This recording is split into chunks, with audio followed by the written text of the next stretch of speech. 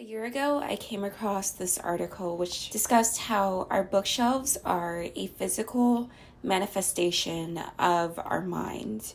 They chronicle what intrigues us, what provokes our thoughts, what makes us laugh, what makes us wonder and ponder on our human existence and everything messy and grand and even minimal about it. And a part of me has always been obsessed with documenting the evolution of my bookshelf and even just my reading taste in general. It's obvious that what was my favorite book when I was 10 or 12 years old might be vastly different than what I like to read now as someone who is in their late 20s. But ultimately, I think it's just really cool and awesome to have this physical representation of the lucidity and the ephemeralness of our thoughts.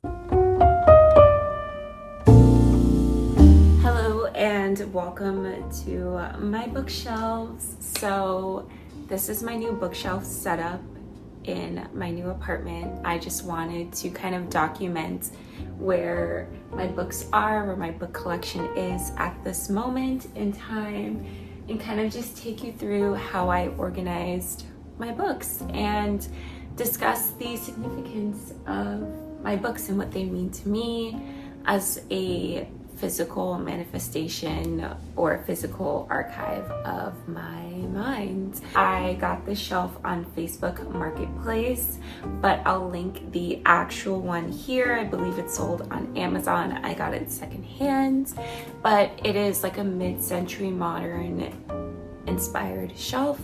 This is totally different from my other bookshelf that I had, which was black and had more open shelving, but I kind of like how this one is a little more modular. So that's that. Now, without further ado, let's get into the books. First, this is my poetry shelf. As you can see, there is also an Xbox on it as well. I've been pretty into gaming lately, specifically playing Fortnite, but here are the poetry books, just kind of going from left to right. You'll see Promises of Gold by Jose Olivarez. Mary Oliver is scattered all throughout the shelf, and that is because she means so much to me. She is truly one of my most favorite poets, and I genuinely enjoy reading as much Mary Oliver as I possibly can. I love Ada Limon as well. I just feel like her work kind of speaks to so many aspects of womanhood and girlhood and loss and grief. Farouk Farrokhzad, Let Us Believe in the Beginning of the Cold Season. This is translated from the Persian, one of my favorite poetry books I read last year. I can't believe I almost forgot Ocean Vuong. Both of his poetry collections I absolutely love. Night Sky with Exit Wounds was the first thing that I read from Ocean Vuong, so I absolutely love this. And then, of course, his most recent collection, Time is a Mother, which has to do with Ocean Vuong grieving the death of his mother and what that was like for him. So I love both of these collections. I highly recommend you read Ocean Vuong if you have not done so already. I love Sharon Olds as well. I have 2 of her collections. Stag's Sleep was all about the dissolving of her marriage. She was married, I believe, for 30 or 40 years. But my absolute favorite was Satan Says by her. And this has to do with coming of age, girlhood into womanhood, into motherhood, and what that's like, kind of through the lens of religion and Christianity. Another repeat poet who I absolutely love, Tracy K. Smith, Life on Mars, as well as Wade in the Water. This has more to do with silenced voices of African Americans. Think African American soldiers in the Civil War. This, though, is my favorite poetry collection of all time. It's Life on Mars, and it has everything that I look for in a poetry collection. existential but grounding at the same time, with allusions to outer space and David Bowie. Some other books I'll pull very quickly: What to Eat, What to Drink, What to Leave for Poison by Camille T. Dungy. This was absolutely amazing. If you have not read any of Jericho Brown's poetry, I highly recommend that you do. Specifically, the poem or style of poetry or form of poetry he created that is known as the duplex. It is a very interesting cyclic style of poetry, and I absolutely loved reading it. Of course, we have to have Ariel by Sylvia Plath. I feel like this is required reading in the world of poetry. And then the last poet I'll feature, certainly not the least, Natalie Diaz's post-colonial love poem. I love this. This is all about Indigenous lives, experiences on reservations, what going through a genocide was like for Native Americans, and kind of the violence that is still perpetuated on them by the state, and also a celebration of Indigenous culture and beliefs of how the land is sacred, how water is sacred, and how we should acknowledge that more. So yes, that is my poetry collection. It's leaning to the side a little bit, but it is all good. It just means I have more opportunities to fill it up.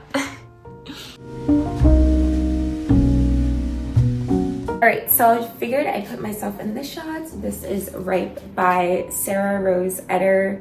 This is absolutely one of my highly anticipated reads of last year. I didn't get around to it. So this is all about a young woman. She is working at a startup in Silicon Valley, and she feels very disappointed and depressed by the current hellscape that we live in, capitalistic hellscape that we live in. And what really drew me to this is I heard that there is a black hole that follows her around. So once again, I love outer space references, so I figured I would give this one a shot. You'll also see several All About Love by Bell Hooks, Beloved, which I've read and loved. Also On Beauty by Zadie Smith. These are all books that I mentioned in the Books by Black Women I want to read. Audre Lorde, this is her selected works: poems, poetry, prose. Audre Lorde is an icon in Black feminism and intersectionality and what that looks like. So I've read some of her work, but not a collection in totality. So I really need to get on that. Last year, I read Their Eyes Were Watching God, or actually, was it last year or the year before last? I read Their Eyes Were Watching God recently, and I've had Hitting a Straight Lick with a Crooked Stick by Zora Neale Hurston. Some books that are not by Black authors that I want to read. God of Small Things. I got this at the thrift for literally $1 or $2.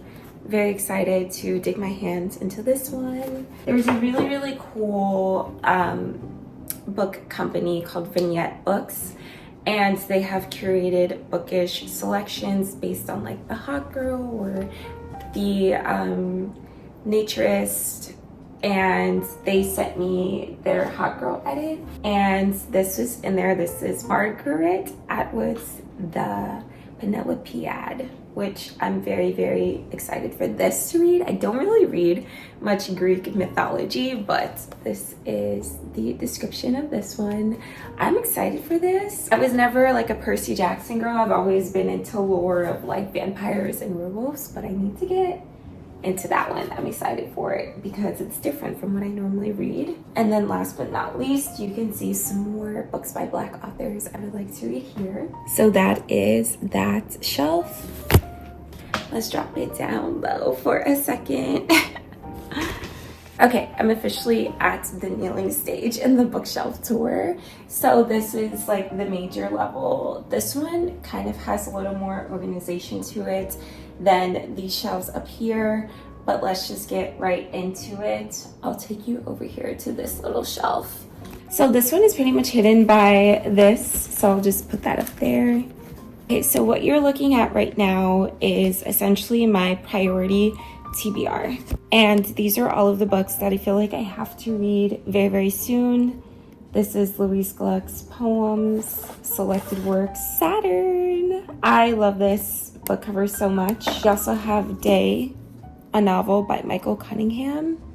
I've heard nothing but amazing things about this. It follows the same day 2019, 2020, and 2021. Kind of through the lens of the pandemic. It's set in Brooklyn and follows a young couple and the wife's brother and kind of how their lives intertwine and are shaped by the pandemic.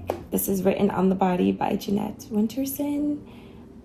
Really need to get into this. I've heard nothing but awesome things. I also have A Woman Is No Man. This is by Itaf Rum, and they are a Palestinian-American writer. This follows the Palestinian-American experience. Really being intentional with reading more works from Palestinian authors this year, so I'm excited to get into this. Dark Whiteness and the Literary Imagination by Toni Morrison. A literary critique by Toni Morrison. Absolutely need and must get into this. I purposely waited to read more of her works just so I can appreciate this more, and this year is the year. Lastly, Annie Bott, a book that is coming out very soon. I also have North Woods here by Danielle Mason, and once again, I'm very excited for this. These bookish little fake lanterns I got for Christmas, and they were a gift from my aunt. They're really cool.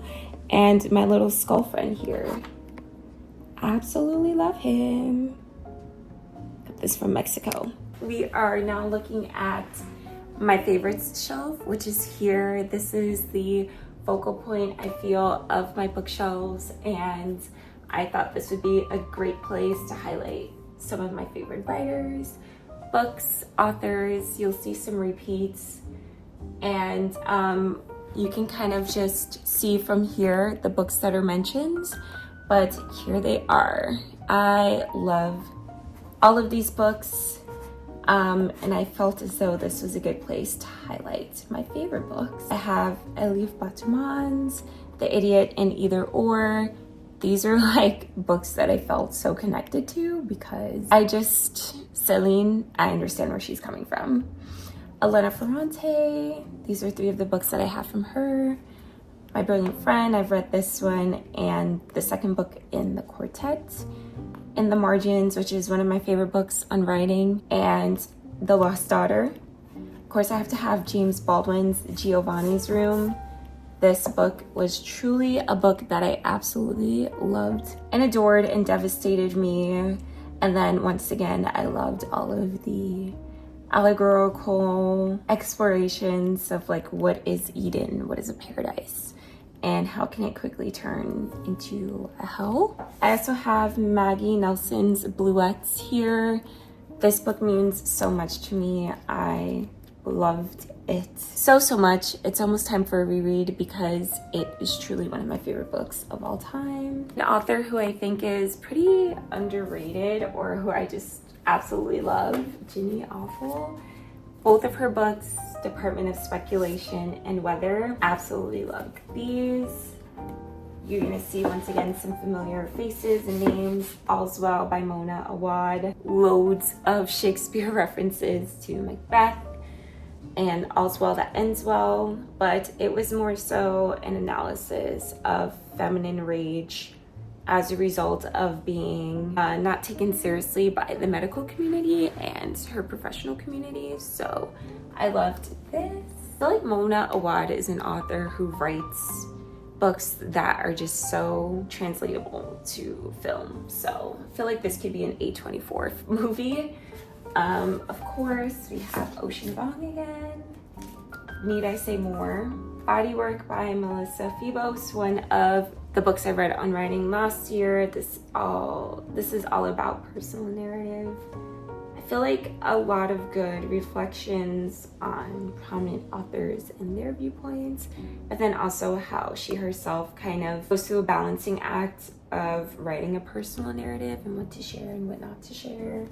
Of course, I'm going to highlight my Toni Morrisons. I love Toni Morrison. This is Sula and Beloved. And then we have Upstream by Mary Oliver, one of my favorite essay collections on writing ever. Small Things Like These by Claire Keegan. I read this at the end of last year and I just thought it was such a beautifully quiet and contemplative story that has a beautiful message to it. It's a really good holiday read.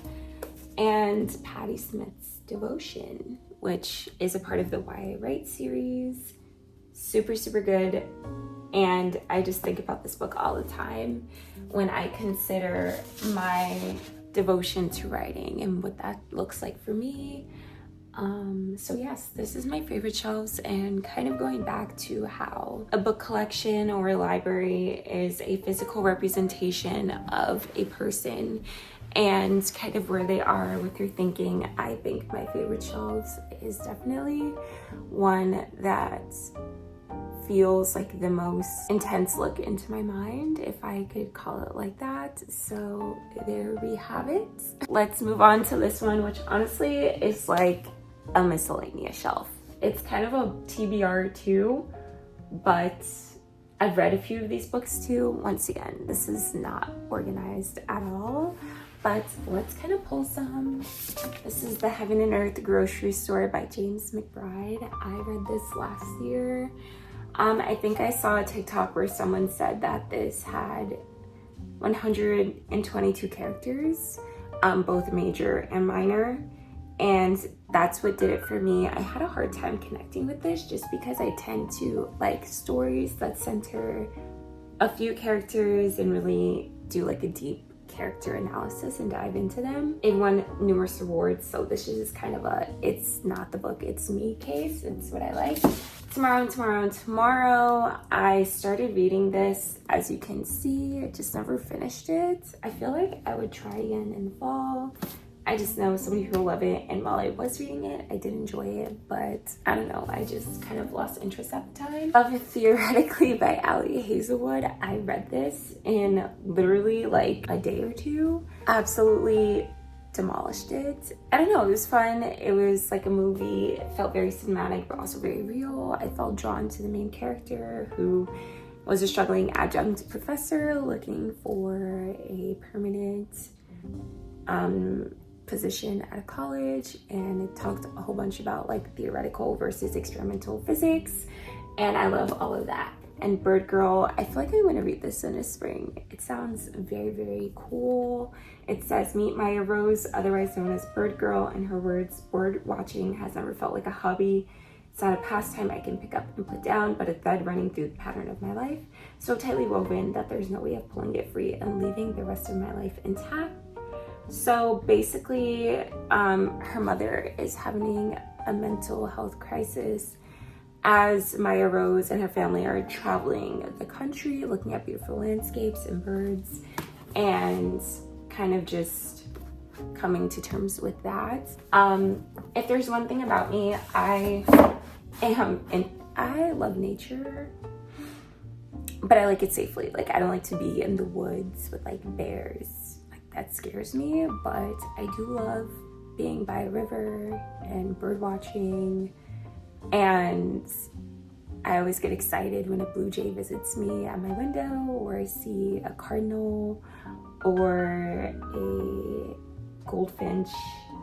I just think they're beautiful. Like, I love seeing certain birds, and a part of me is like a little bit of a naturalist or environmentalist, if you will. Not fully there yet, but I'm getting there. Of course, I have Tessa Moshfegh's My Year of Rest and Relaxation, which I have not read yet. I also have The Bell Jar by Sylvia Plath, The Trick Mirror by Sheila Tolentino. So yeah, that is a bit of my TBR. It's not really a rush. I've had these on my TBR forever. So honestly, this is like TBR / am I going to donate these at some point soon? I don't know. But that's okay, because at some point I was interested in these books, and they did, you know, drag me in. I also have my record player here with some speakers, and my vinyl collection is off to the side here. So if you're interested in seeing what vinyls I have, this is actually split between me and my boyfriend. Some are mine, most are his. I'm so grown with my vinyl collection, but I could do that for you guys as well. And let's just kind of focus here. If you thought the other shelf was my messy shelf that has no rhyme or reason, this one for sure is. So right here, these are all of my notebooks reading journals, notebooks that I have not written in yet. I keep my like poetry slash journaling notebook by my desk. It's more accessible. I also have my Kindle here. Which I read from occasionally. Some books that I have read slash want to read. I've read Too Much and Not the Mood by Durga Chu Boys. This was a really good essay collection that I would recommend. Their Eyes Are Watching God by Zora Neale Hurston, which I've mentioned. I think about Janie Crawford all of the time and her story and how this novel represents the Black woman, especially in like Reconstruction slash, actually, I guess this is kind of in the Reconstruction era. Yeah, we all know Zora Neale Hurston, a product of the Harlem Renaissance, or one of the many influential writers within the Harlem Renaissance. Pride and Prejudice by Jane Austen, a book I also started reading. I totally forgot I was reading, but I need to get back into it because I was really loving it. A Room of One's Own, Virginia Woolf, once again, another TBR. A poetry collection by Elodie Rose that I am going to read very soon. Life of the Party. I have like A Wrinkle in Time, which I've read before. This is The Guest in Leicester. This one is Intimations by Zadie Smith. I've just kind of been shoving books everywhere because I'm running out of space. Joan Didion's The White Album, Akwaeke Emezi's Freshwater, Wuthering Heights. I also have some books over here on the side. This is Thirst. It's coming out soon. It's not out yet, but this is all about vampire lore. I actually have 2 copies, so this is the perfect time for me to say that if you would like to stick around, I'm almost at 8,000 subscribers. I'm gonna give away the other copy of this book. So if you're interested in that, stick around. I also have A Martyr by Kaveh Akbar. I'm so excited to read this. I've heard it's a mix of poetry, prose, novel, and Raven Leilani is blurbed back here. John Green, Mary Carr, as well as Lauren Groff, so some prominent authors that I'm familiar with. Also, I'm so excited for Small Worlds by Caleb Azuma Nelson. Open Water is one of my favorite books ever. I don't have a physical copy, otherwise it would be here, but I read it on my Kindle. I'm reading Small Worlds, a part of a book club discussion, so make sure you're following me on Instagram at Ebony Kane, and also follow Well Read Society. That is where I'll be participating in a discussion. I'll be asking questions, so if you want to discuss this book with me and Well Read Society, please do so. Make sure you're following us on Instagram. It's linked down below. So these are the books. This is the shelf. Thank you so much for being here and listening to me blabber on about books. I hope that you will stick around. We're almost at 8,000 subscribers. I post weekly on Sundays, bookish content, but I will be doing more reading reflections in the style of vlogs because I really want to transition my content towards that. So if that's something you're interested in, I look forward to seeing you very, very soon. Thank you so much for being here. Bye.